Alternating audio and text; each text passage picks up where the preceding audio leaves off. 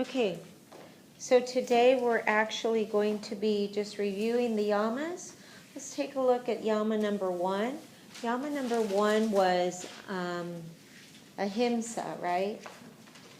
And ahimsa is acting in consideration toward others. And that means all the time, guys. There is no time that you should not act with consideration. But in this day and age of this informational age, we don't always act with consideration toward each other and toward everything, do we? So if you act in consideration, what are the modes nowadays that you should act in consideration? What's happening? Because when the yamas were put out, it was a long time ago. There was only, modes of communication was, face to face. But now we have all these modes of communication. And so now it behooves us to become even more aware and more considerate. Right? But as we get more modes of communication, we sort of get lazy. What's your favorite mode of communication right about now? Texting, right? Texting, yeah? Talk on the phone. All right, so most of it, the majority is texting. So what's happened to email?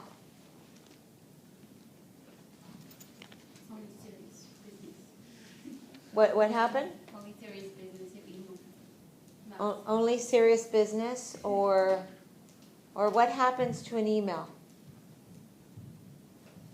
If you get an email, you look at it.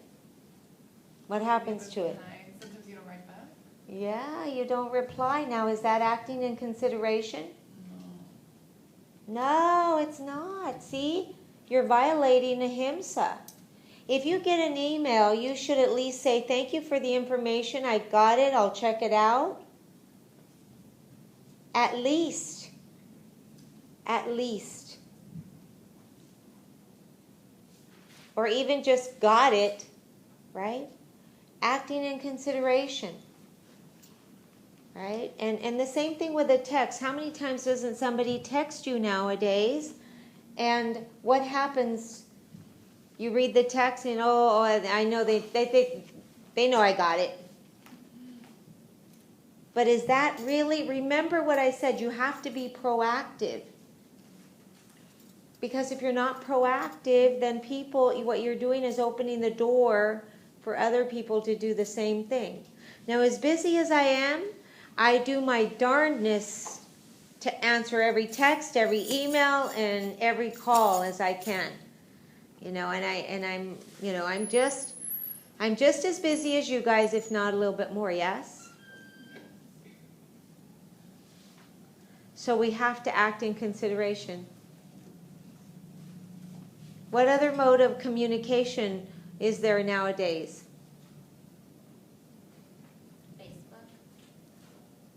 Facebook. You get a message from Facebook. Do you always answer back? No. Why not? Is that acting in consideration? Hello?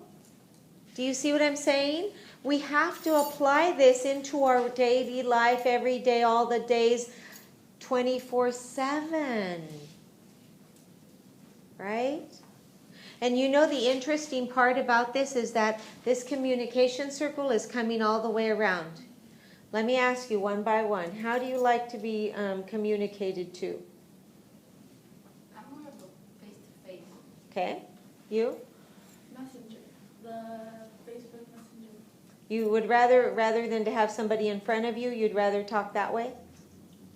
If it's someone I don't have constant communication with, yes. If it's my boyfriend, my parents, or someone that I see at least once a week, no.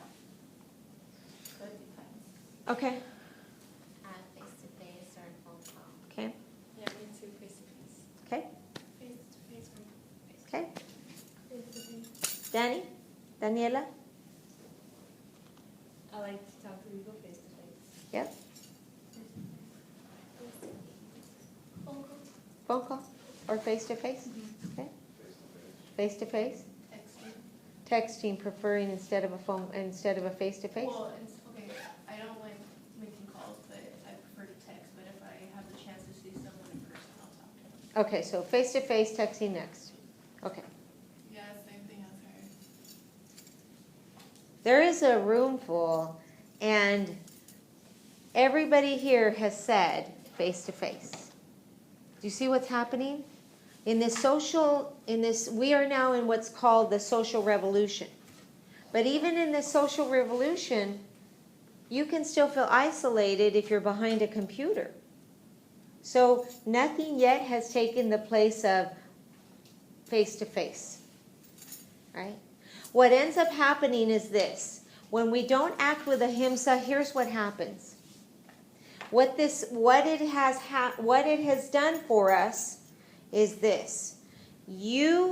I sent you an email, let's say, and then you didn't respond, but you see me 2 days later. You know you didn't respond, so you hide from me because you're embarrassed because you didn't respond to me. Do you see what that's creating? It's creating more fear. We're hiding from each other. Simply because we know that we have failed in our task of acting with consideration. Whether or not you know that before that, she's laughing. She's done it before. She's laughing.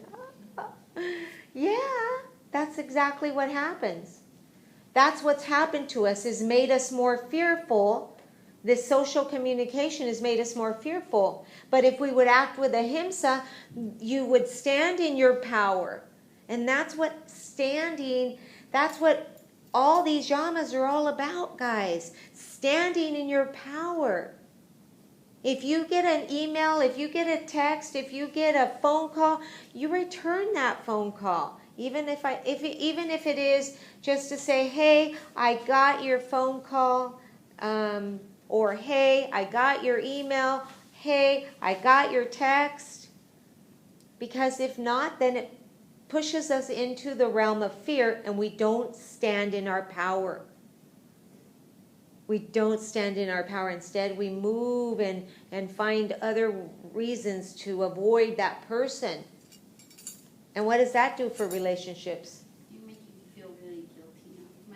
I couldn't email you to tell I wasn't going to be here last class, and I emailed my other teacher, and he replied back, I hope your daughter is doing better. And I typed the message, but I accidentally didn't send it, and then when I noticed I didn't send it, I was like, ya pa qué, hoy lo voy a ver. But I feel really guilty. I tried to reply like... Well, that's different, that's very different. It's different when you say, okay, you see the email and then you get distracted, right? You get distracted. I did it, I wrote it, I told him thank you, and then I don't know what happened, I didn't send it. And then I saw it this morning, and I was like, yes, okay, I'm going to see Here's what I would do. I would add to that email, and I would say, I was going to send it to you before. I appreciate your email. Boom, send it. And go ahead and send it. What if she just tells them in person? Well, She can too. She can too, but see, I notice I do that a lot. Like Right. if I get an email or something, and then because I do with like the moms at the other school. oh, right. And then I'm just like, oh, I read your email and this. Like I'd rather just Yeah. communicate, like than writing it back. Yes, you can do that as well. But let's say you weren't going to see him, I would still send the email. Oh, no, yeah, but I'm Yeah. going to see him right now, just tell him. But do you see what that's doing to us? It's creating a culture of fear. We're not standing in our power because we know we feel bad. We're normally communicators. We feel bad. We're not acting with ahimsa, so we can't stand in our power. So what happens to the chakra? Chakra number 1. What happens to it? When you can't stand in your power, you start to get out of alignment with chakra number 1. Because that's where the communication starts, right? So you have to, guys, be thinking about that. Right? That's why we're taking this time to put it all together. It's really important for us to put it all together. And the truth, the truth, the next yama, right? It's Satya, telling the truth, yes? Yeah. Right? It's for you guys to think about all these things before you act on them. before you act on them. Does that make sense? There is no substitute for face-to-face communication. I'm sorry, there just isn't. Right? If I'm in a phone call now, I'm addicted to video calling. I like to see the person. It's like, hi, how you doing? You know, I get all Skype excited calling. when I do those. Yeah, video call, and those are much more fun, right? Because then you get to see the other person and whatever, and then you know it feels more connected. But still face to face, but that's sort of a little bit better, right? I mean, a little bit closer. So then we go on to Satya, telling the truth, right? And so you have to be honest, and see, that's where it catches us, because we weren't acting in consideration, so we know we didn't tell the truth, so now we violated and we feel bad about both of those yamas, yes? And then we go to the third yama. What's the third yama? Asteya, which means not, yeah, take nothing that is not yours, which means not even somebody else's trust or respect, right? Now let me give you another example with today's world of communication. You send me an email. Do you trust that that other person is going to read it and not just delete it and then maybe email us back? Do you trust that that's what's going to happen with your communication? I hope. You trust that that's what, yeah, you hope and you trust, right? But what happens, again, still doing this communication thing, we don't do it, so we've stolen their trust. The chances are that if you don't email me back and I email you one more time and you don't email me back, I don't trust that you're going to email me again. So our inaction is a decision to act, to act out of fear, pushing you closer to fear or closer to love. There's only two ways. You make every decision you make, and every decision you make in your life and every action you take is, like I told you before, it's either pushing you closer to fear or closer to love. That's it. There's no other way around it. Right? And in this day and age, with all this communication, you guys have to be more aware of this, right? Now let's go to the fourth chakra. The fourth yama. How does that play in? What's the fourth yama? Brahmacharya. Right? Immediate satisfaction. Give it to me now, baby, right? You want to refrain from the immediate satisfaction, right? But that's what we do, the immediate satisfaction. We do something when we think it's fun and we stay away from it when we think it's not fun, right? Immediate satisfaction. Be real careful with that, guys. Are you afraid to try something because you don't know what it's going to look like in the end? Or are you afraid, like I said before, countless students pick a career because it's going to take them not so long. Which one of those careers is over in 4 years? And which one makes the most amount of money? That's how I'm going to pick my career. We forget to look inside. We forget to look inside. See how many people all the time, just because you make money doesn't mean you're going to be happy. I've seen people that make a lot of money and are happy. I've seen people that make no money and are happy. So money has nothing to do with happiness. Because if it had everything to do with happiness, then every single person who made more money would be happy. And they're not. They're not. So you have to be really careful with that immediate satisfaction. Don't be afraid to try something if it's going to take a little bit longer. Trust yourself. Right? Be real careful with that. What's yama number 5?